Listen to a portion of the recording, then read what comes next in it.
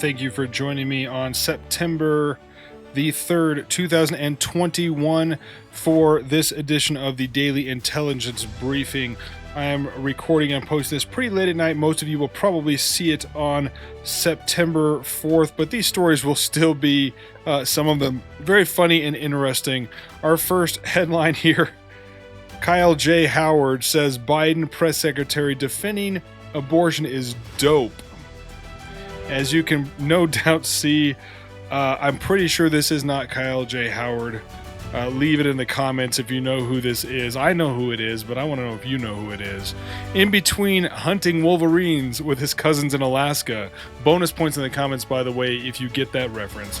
Engaging in secret underground WAP battles and trauma counseling, Kyle J. Howard has become a political pundit, and he thinks that Jen Psaki, Joe Biden's press secretary, is dope for using feminist standpoint epistemology to defend abortion. As previously reported, Kyle J. Howard is a quarter black, was raised in a mixed ethnicity household by two parents who are attorneys in an affluent Atlanta suburb, and lives in his parents' house. And off the money he raises off of Patreon as he pretends to be a racial trauma counselor.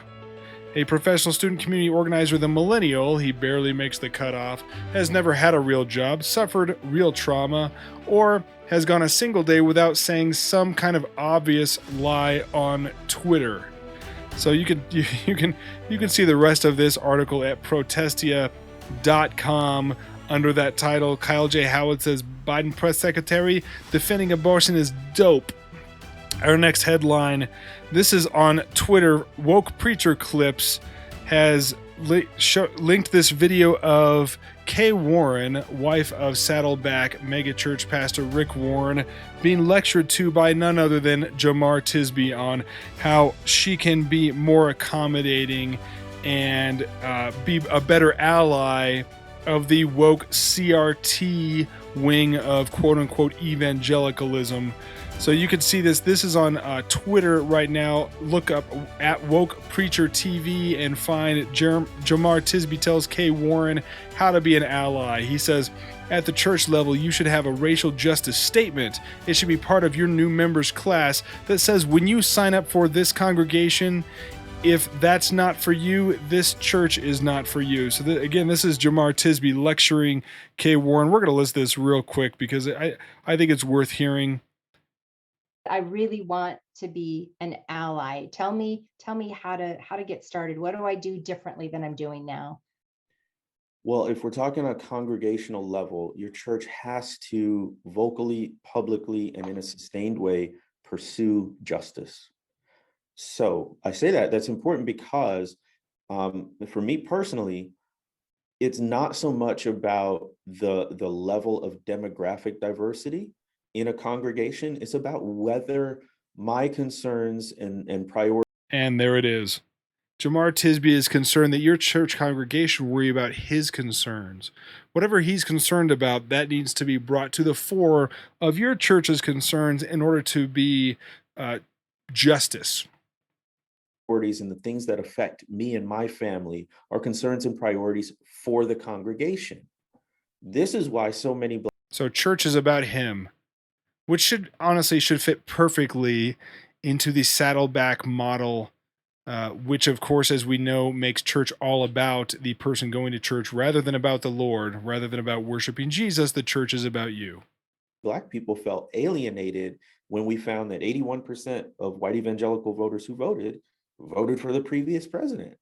So he can't stand the fact that 81% of white evangelical voters chose not to vote for the baby murdering Joe Biden.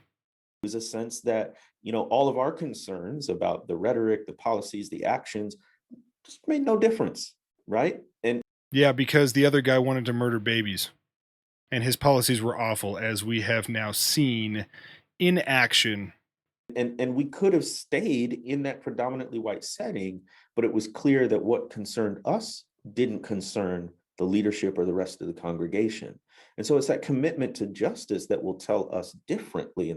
So being concerned about Jamar Tisby's personal concerns and the concerns of his family is by definition justice, according to what he's telling Kay Warren here, who looks like she's lapping it up for sure. She believes this. The reality is there might be churches, maybe simply because of where you are located geographically, that will never really be all that racially or ethnically diverse, but you can still pursue justice, and you got to do that vocally, meaning publicly.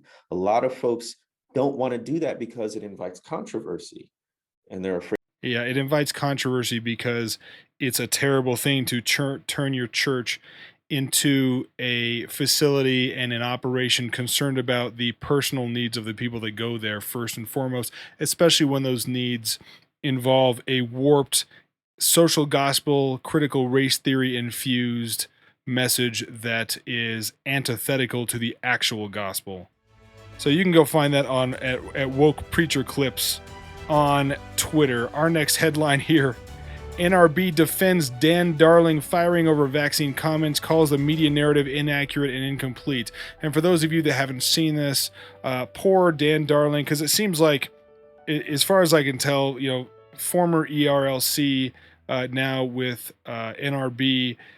This sounds like it's probably not his fault. He seems to be handling it pretty well, but he's been turned into a cause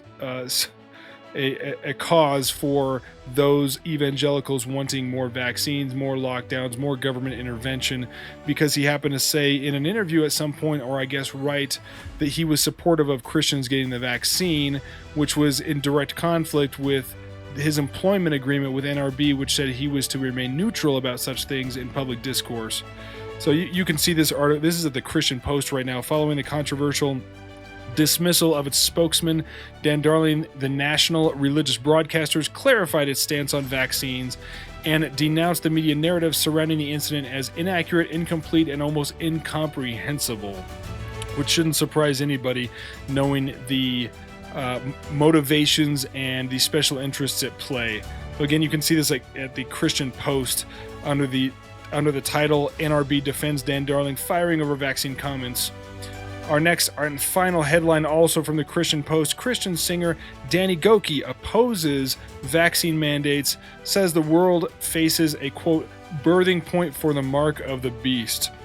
Now, I'm not entirely familiar with Danny Gokey's music, so this isn't to be considered an endorsement on that level, but he is certainly correct about this. Christian singer Danny Gokey expressed his opposition to vaccine mandates in the United States and issued a call for unity, warning that Satan is behind the division the pandemic has caused.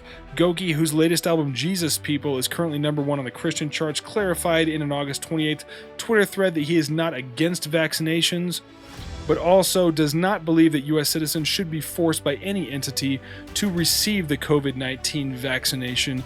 I think this is a great take and consistent with the biblical understanding of Christian liberty, and we commend somebody who's apparently very successful in the CCM world taking a stance against the usurpation of bodily autonomy that our government seems to be currently engaged in.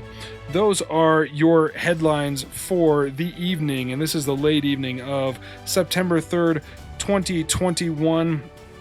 I am your host, David Merle, with Protestia. This has been the Daily Intelligence Briefing. If you've enjoyed what you see, please subscribe to this YouTube channel so you can see more of these, and we will see you next time.